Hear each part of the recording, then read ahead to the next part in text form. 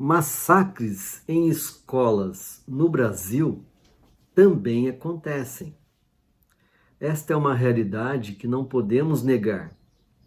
Quando a gente vê acontecendo essas coisas em escolas americanas, nos Estados Unidos, principalmente nas regiões onde a questão da arma, da compra de arma, da posse de arma é liberado, e o atual governo americano tem debatido isso, tem questionado isso em relação ao risco que se tem de se liberar a compra de arma na pretensão de se proteger, do cidadão se proteger. Na verdade, é uma falácia essa demanda, porque o que nós vemos acontecer é o contrário. Índices que mostram aumento de crime, de homicídios cometidos por cidadão comum nessa suposta prevenção, nessa suposta defesa pessoal. E o pior é que isto vai para o jovem, vai para o adolescente, vai para aquele que muitas vezes teve no equipamento educacional um trauma, uma situação adversa, e que um dia ele vai dar uma resposta tendo a possibilidade de ter uma arma na mão. E é como tem acontecido em alguns cenários, em alguns episódios que são recorrentes na sociedade americana. Mas no Brasil isso acontece de várias formas, né?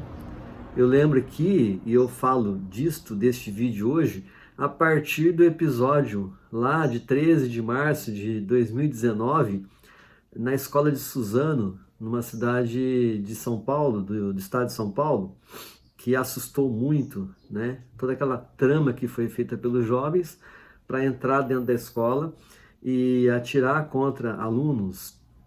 Mas este cenário ele se repete de várias formas no Brasil. Outras formas de ameaça e de massacre que tem acontecido nas escolas brasileiras, principalmente de comunidades periféricas, é a bala perdida, é a invasão do tráfico, é o cerceamento do tráfico ao redor das escolas, principalmente em escolas que têm assim adolescentes e jovens, o aliciamento inclusive de grupos de pessoas que ficam tentando conquistar meninas para o processo de pornografia, toda essa rede de usufruto que se tem de uma sociedade desorganizada, desestruturada, com a ausência do Estado nas comunidades, nas populações periféricas, e aumento de criminalidade, né, crescente, com o aval inclusive do Estado, com essa conversa da liberação da arma como defesa, da arma na mão do cidadão,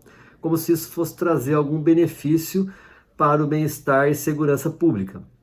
Desloca-se os processos de segurança pública que o Estado tem que estar presente de uma forma inteligente para a questão do cidadão se defender. E isto vai colocando os equipamentos educacionais em ameaça. Por quê?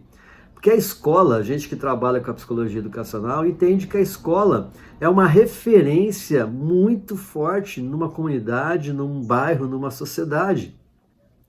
Crianças de toda uma comunidade vão para um espaço coletivo de processo de aprendizado. Ela representa a possibilidade de melhoria de qualidade de vida. A escola é um patrimônio de todos os patrimônios que se tem numa comunidade. O equipamento escolar é uma referência patrimonial para a expectativa de vida favorável, a esperança de vida aos jovens, aos adolescentes, às crianças.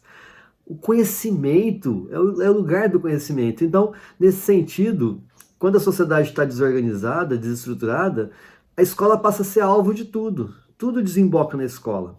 E a escola não está preparada também para receber isso. Então, tem alguns elementos que eu vou traçar aqui, que são fatores que eu estou levantando. Eu vou levantar 6 fatores aqui, que eu atribuo que colabora para que a escola passe a ser alvo de massacre, de ataque, e a escola passa a ser um ambiente de risco também para as crianças num estado ausente, numa sociedade desorganizada, numa democracia que está em processo de falência. Vamos lá ver quais são esses fatores? O primeiro fator é essa ideia de que a arma na mão protege o cidadão.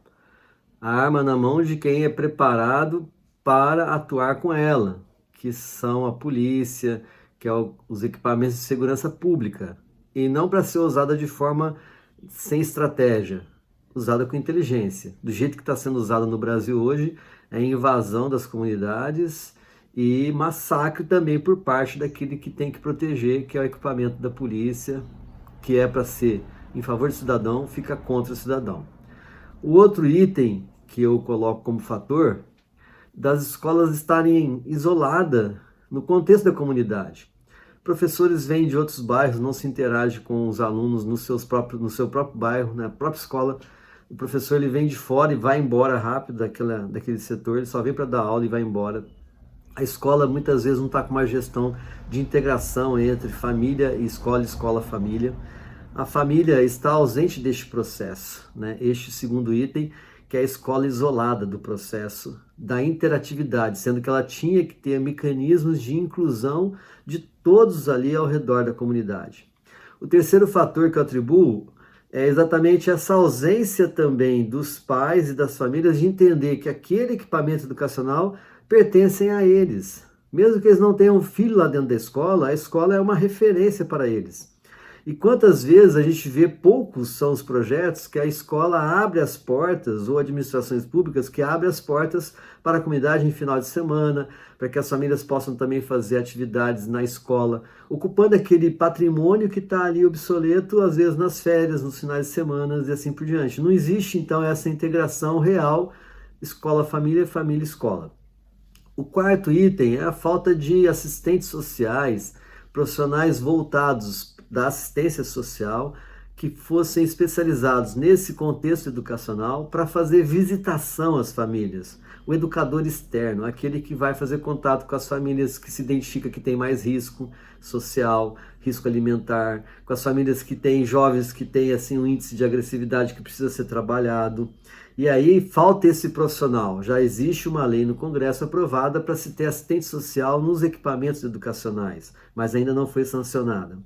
O outro item é a falta de psicólogos com especialidade em psicologia da educação para poder fazer essa escuta, para poder ajudar a fazer a gestão de interatividade dos vínculos afetivos, dessa relação escola-família, família-escola. E na escuta aos professores, na demanda da construção de uma escola inteligente dentro deste cenário de inclusão. Que aí também tem uma lei que já foi aprovada para se ter o psicólogo dentro do equipamento escolar, mas que ainda não foi sancionada. E o processo também que a escola tem de bullying, que às vezes jovens são crianças, são vítimas de bullying, que não é trabalhada essa demanda, não existe um projeto para eliminar o bullying na escola, um projeto Bullying Zero, por exemplo, porque essas crianças que são vítimas de bullying, depois elas vão armazenando um ranço, um ódio ao próprio equipamento educacional. E lá na frente, quando elas ficam mais jovens, elas podem realmente voltar para a escola para darem o troco daquilo que elas foram sacrificadas, daquilo que elas foram aterrorizadas, daquilo que elas foram machucadas na sua essência, na perda de sua identidade por causa do bullying, elas voltam para dar o troco numa resposta, às vezes, de ataques com arma na mão para matar crianças, matar professor e assim por diante. São esses 6 itens que eu numero aqui, que são fatores que podem colaborar, inclusive, para que a escola fique muito exposta a esse processo de massacre, de violência, e onde passa a ser um espaço que era para ser de segurança, passa a ser um espaço de risco. E a gente tem que pensar com carinho este fator sim, porque a escola tem que ser espaço de proteção, de projeção. É um espaço de saber. Escola é o espaço de luz dentro de uma comunidade.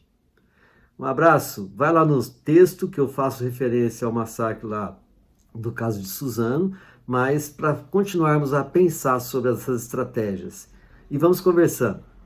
Até o próximo vídeo.